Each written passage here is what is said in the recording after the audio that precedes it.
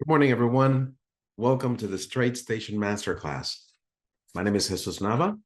I'm the Director of Client Training and Education for TradeStation Securities. It's always a pleasure to talk about TradeStation technology. This is one of my favorite topics, which is strategy element and strategy trading. So we get an opportunity to test trading strategies on the TradeStation platform. If you didn't know, the TradeStation platform comes packed with already built-in strategies that are designed as components that you can mix and match to create more sophisticated strategies. Today's topic is trade sizing and pyramiding techniques. So we're going to take a look at strategy testing and how you get it started, but also specifically how to manage trade size and some of the settings that are available when wanting to change your position size as you trade an automated strategy. But before we get started on this topic, let's go through some of the disclosures and some important information. Every symbol and idea that I talk about is for educational purposes only. These are not recommendations of TradeStation.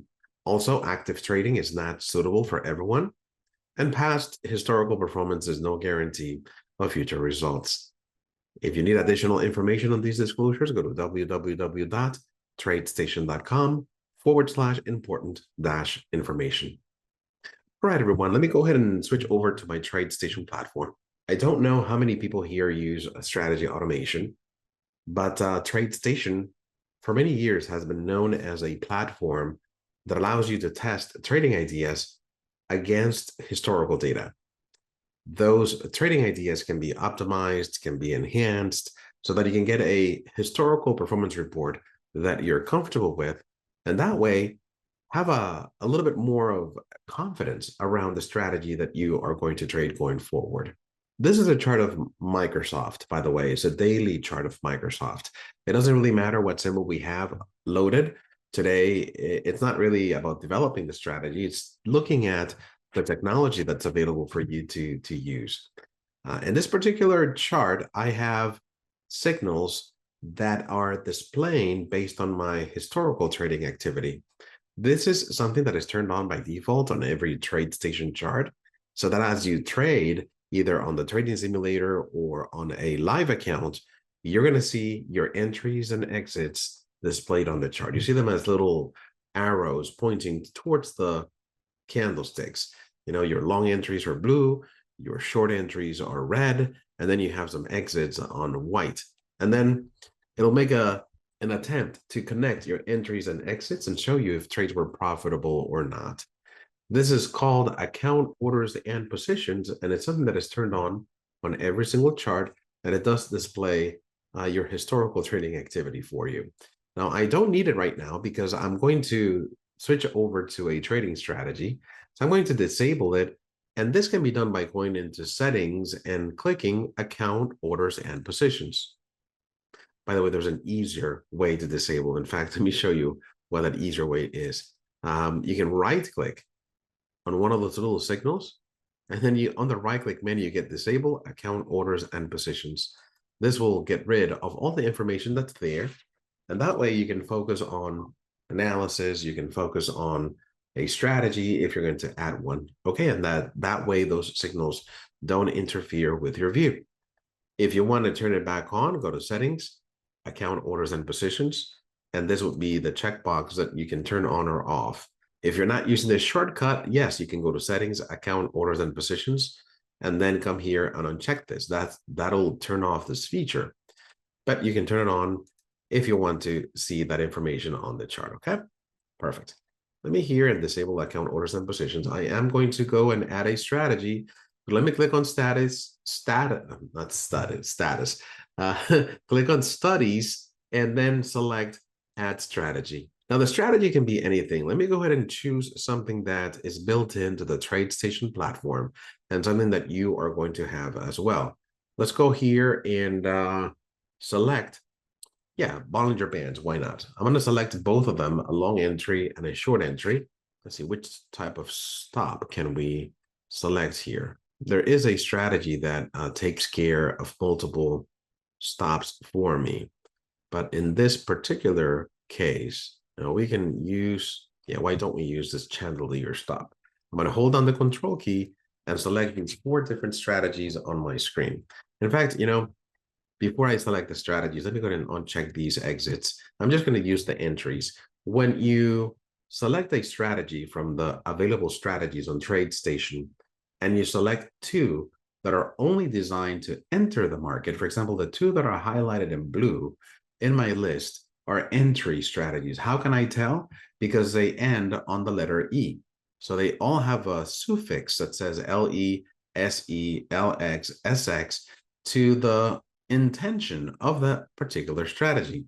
An LE strategy is going to be a long entry, and an SE strategy is going to be a short entry.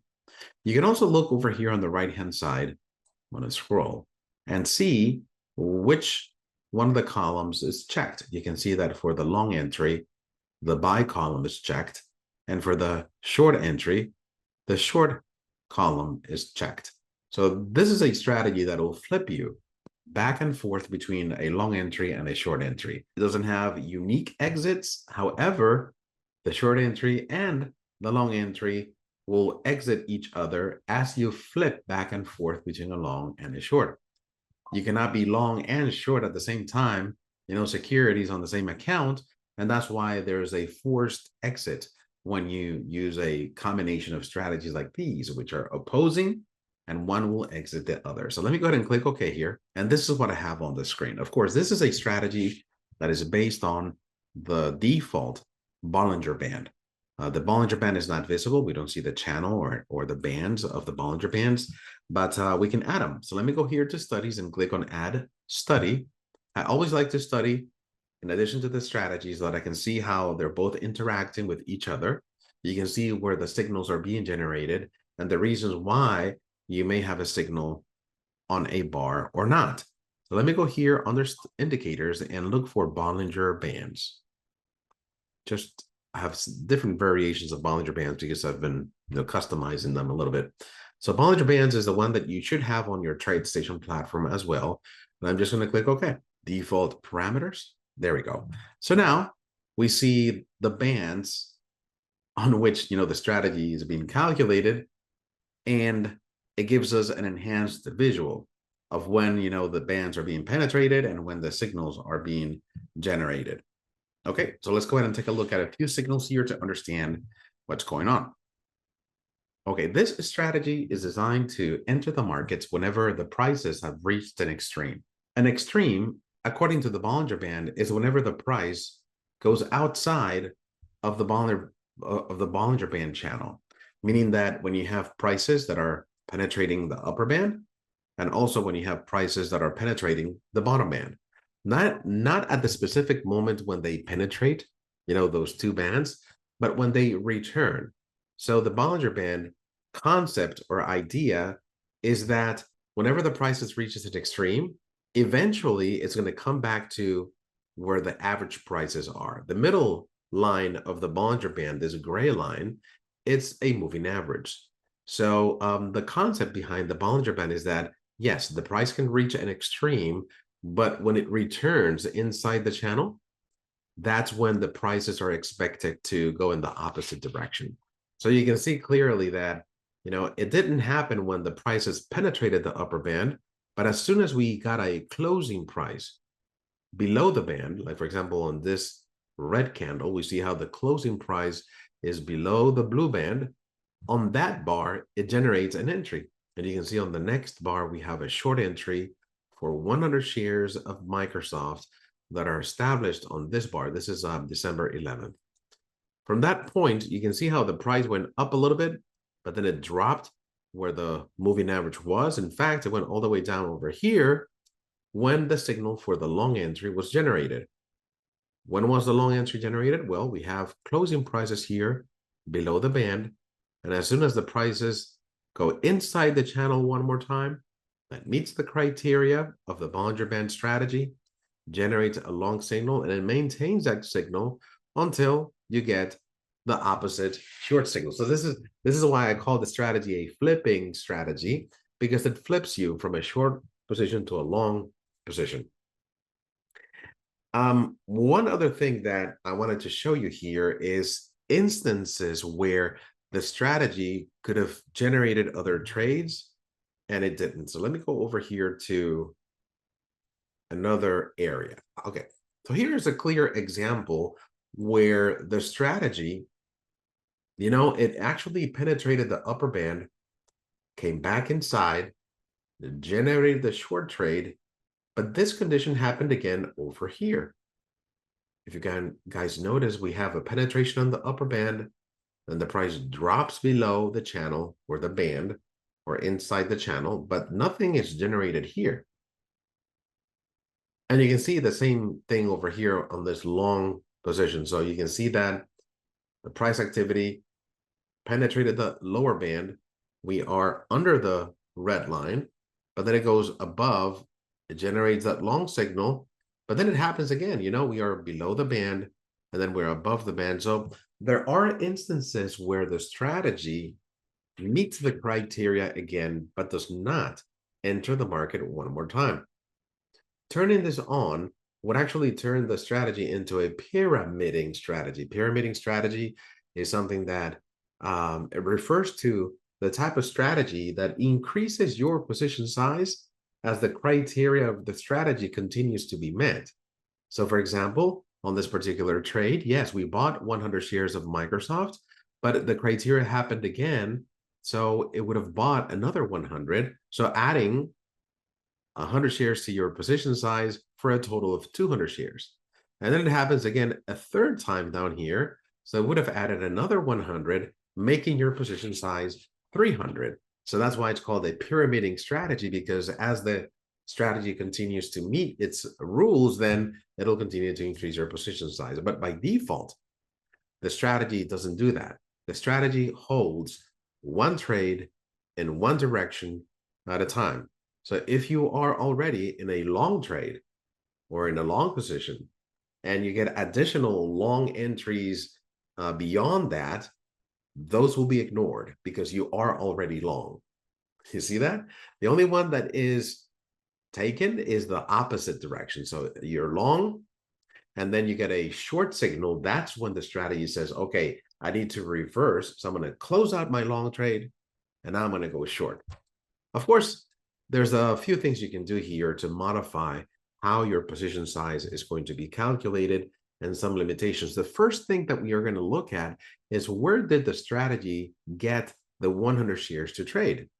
If I look at the strategy default or the strategy code, let's call it the strategy code. I'm going to right click on one of these blue arrows, and I'm going to go here to edit easy language for strategy, because I want to see the easy language code. I want to see the insides of this strategy so that you can understand this a little bit better. I'm going to open up Bollinger Bands LE, and this will open up the development environment. As you develop strategies with TradeStation, yes, we always recommend that you learn a little bit of easy language because it'll take you programming and your customization to the next level. Now, if I look at the Bollinger Band action line, is line number 25. You can see that this is my buy command. Buy, it has, the label inside parentheses and inside quotations. This is what shows up on the candle as a label for the strategy. But it says buy next bar at lower band stop. So it's using the lower band as a stop.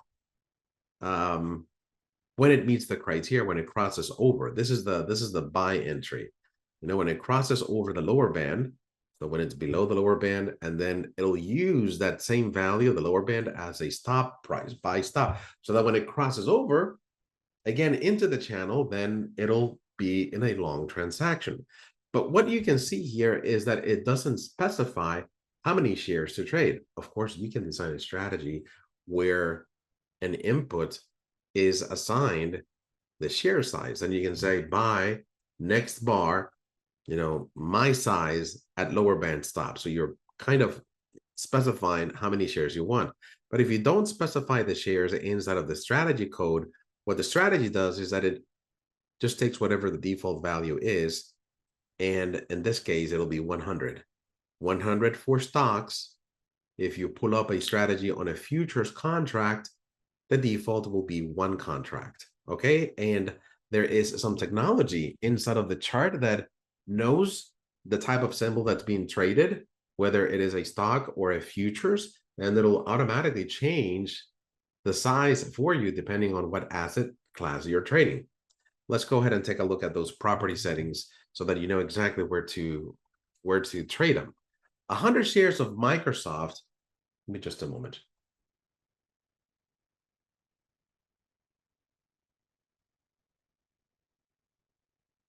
A 100 shares of Microsoft are a little bit pricey. Why? Because the price of each share, if you look at this chart, is $452 per share. So if you were to buy 100 shares, we're talking about a trade that is $45,000 just to buy 100 shares. Of course, not all of us have that amount of capital to put into one single trade. And if you do, you probably want to diversify your portfolio and have different positions in your account. However, whatever the reason is, you have flexibility into how many shares you're going to be trading. Again, the default is 100. And if I were to turn on this strategy, the strategy does not know how much capital is in my account. The strategy will make an assumption that, yeah, I can trade 100 shares. That's the default trade size. And I'm going to send an order to buy 100 shares. So if in your account you only have $5,000 and the strategy says, okay, I'm going to buy 100 shares of Microsoft, it'll say, oh, there's not enough money. What it'll do is it'll reject your real order, but the strategy will just continue to calculate. It doesn't really care, right? The strategy is kind of independent, and it does its thing, it does its calculation, and it assumes that whatever you put into the strategy, you have enough in your account to trade it. In this particular case, it may be true because I'm connected to a simulator.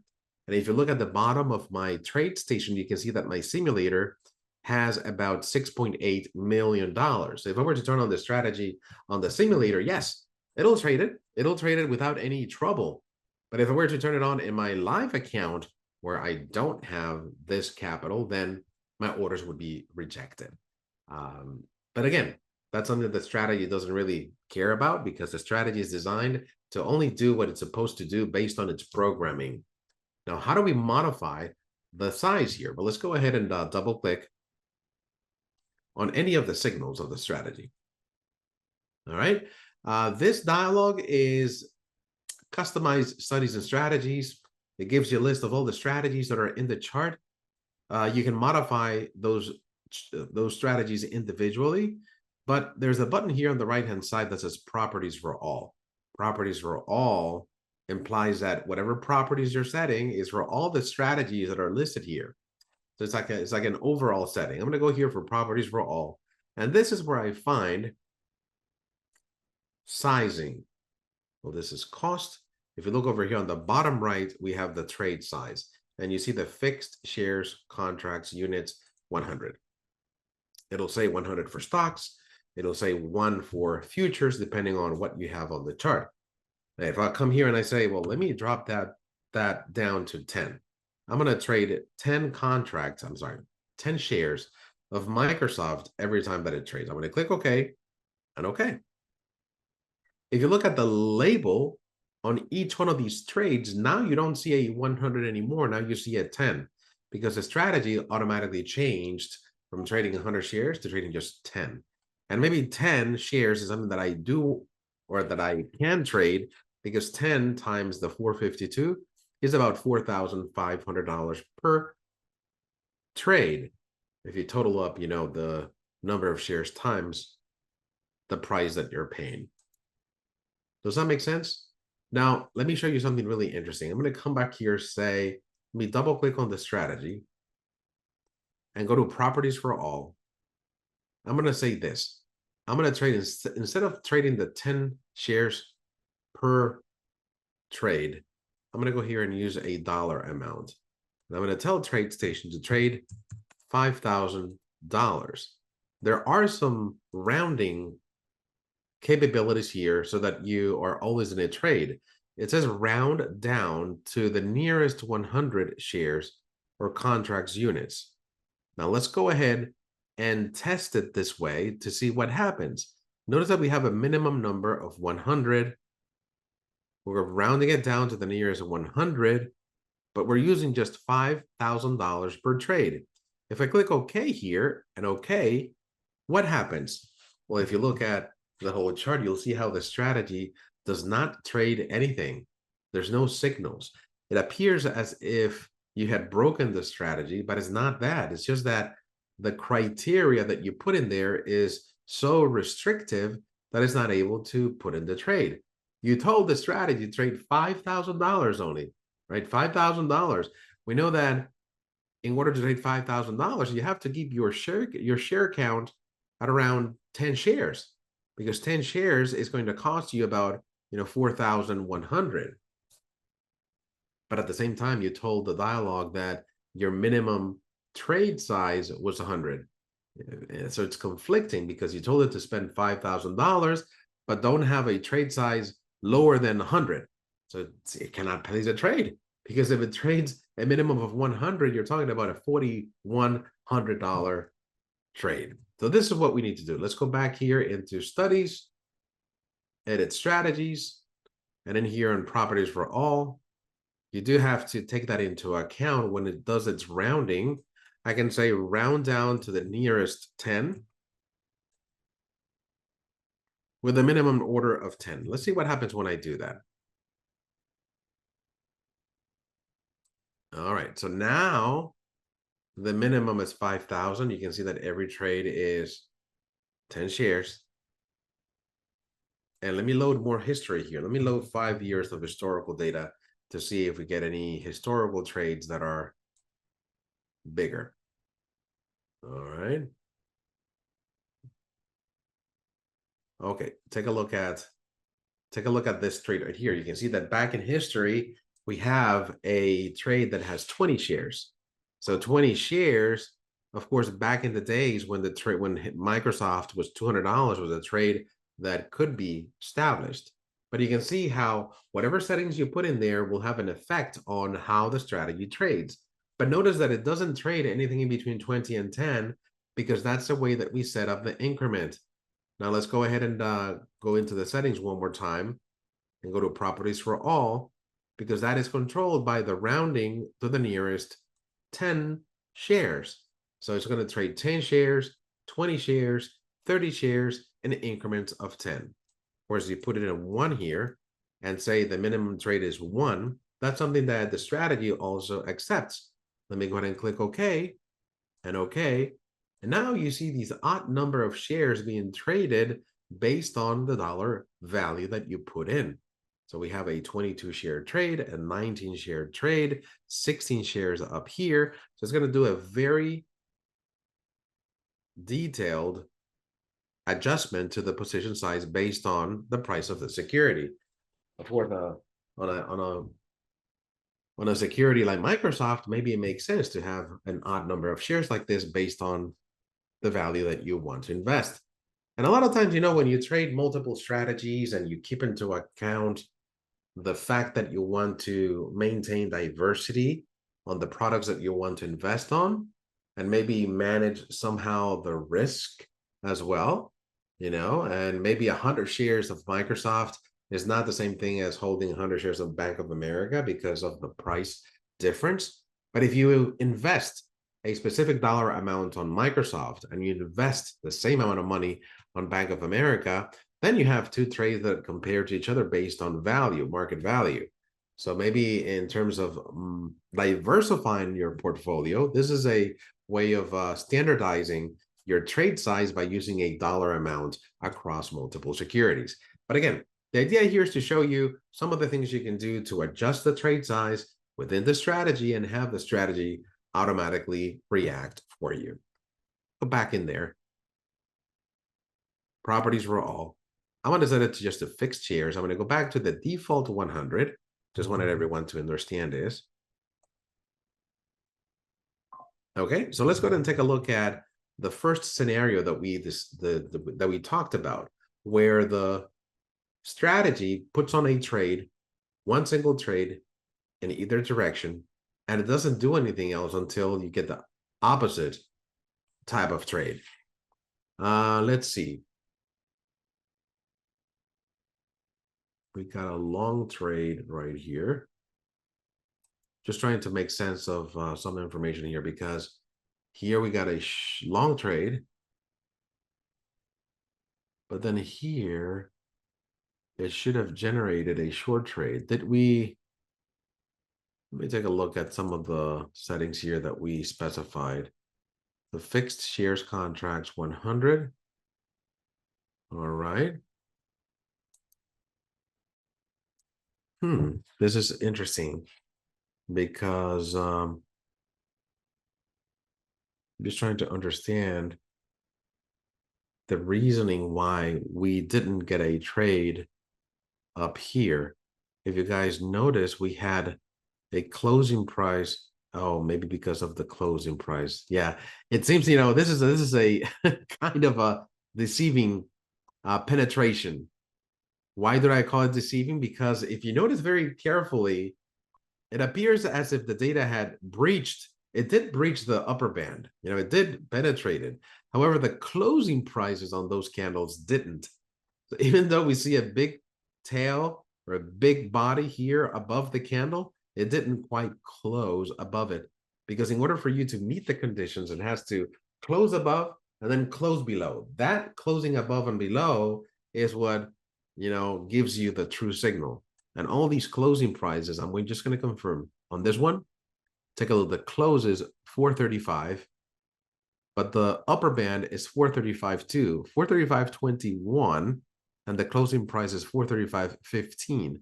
So we're only like 6 cents away from the upper band, but it didn't quite close above it. Same happened here. The closing is 438.69. The upper band is 438.92. So this is about 23 cents difference. So you can see that even though visually it looks, but the signal penetrated here, why didn't it generate a trade? It didn't quite, hit the signal. A lot of times, looking at scenarios like this does give you an understanding of how the strategy is behaving. Because the first thing that I thought was, why didn't the strategy, generate a trade there? And you may be sitting there and in front of your computer and trying to figure out, why is the strategy not doing what I'm asking it to do? Okay, so going back to what we were talking about, which is pyramiding. How do we make the strategy continue to trade as the condition becomes true? Well, here, let's go here into the settings of the strategy. And all you need to do is go here to properties for all and check this box that says position limits.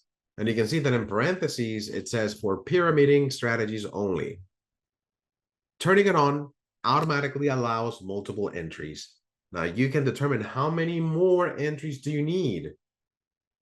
If I say 5 entries, 5 additional entries, you have to keep in the back of your mind what position size this would mean and what's the market value. If 100 shares are worth 45 or 40, $41,000, if you multiply that by 5, you're talking about a trade that is worth almost $250,000. So pyramiding is a concept that, of course, increases your position size automatically, but then keep in mind, what are my limitations? What is my account size? I can allow up to 5 times. Let me show you what that looks like. There's 2 different scenarios. When the order is generated by a different entry order, or regardless of the entry that generated the order. Now, of course, we're talking about the same signal being hit multiple times. So this is the second radio button, which is the default button, is the one we want to turn on. Otherwise, it doesn't work, because this is when the order is generated by a different entry order. How many entry orders do we have here on this strategy? If you think about it, we only have 2. We have the long entry and the short entry. The long entry is just one single entry in that direction, long, right? So if you do this option that says when the order is generated by a different entry order, it'll never hit it, because you don't have another entry, a long entry. You only have one long entry.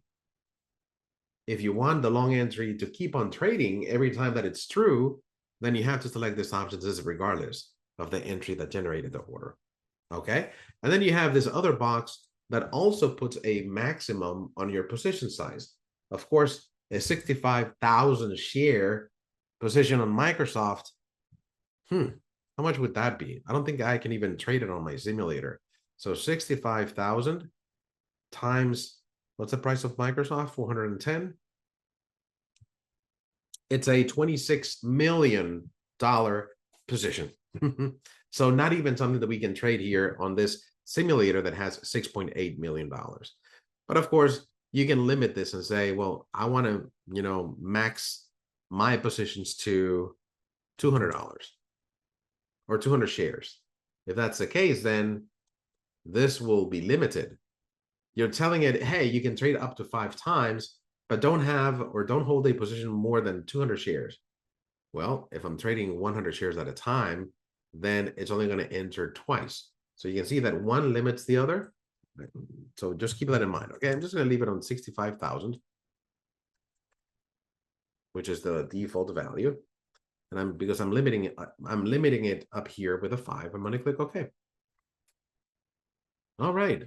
So here we go. On that same trade, bought 100, bought another 100, bought another 100, we bought another 100, and then we bought another 100 here for a total of 500 shares. So this is a clear example where the strategy had an opportunity to enter 5 times in a row. Of course, those were not all, good trades. In fact, you can see how it connects the dotted line, letting you know what's a winning trade and what's a losing trade. Out of the 5 trades, only 2 made money. The other 3 lost money. But you can see that for every single trade, let's go back here. This is a short trade. Then it enters another couple of trades. We have 300 shares short. And you can see that out of the 3 trades, only 1 was profitable. Now, of course, we can focus on the strategy performance report, but the idea here is to show you how we can make the strategy pyramid our position size, starting with the initial size, then incrementing it as we go along and the criteria is met. Now, this is not such a bad trade because the market sank after the 4th trade. It sank significantly so that we could get a closing transaction at a lower price. These are short trades.